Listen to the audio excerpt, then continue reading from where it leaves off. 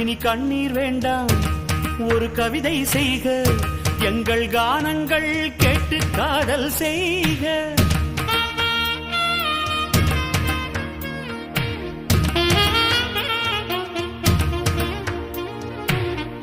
நம் மண்ணுக்கும் விண்ணுக்கும் பாலம் செய்க, நலம் பெற வேண்டும் என்றால் நன்மை செய்க.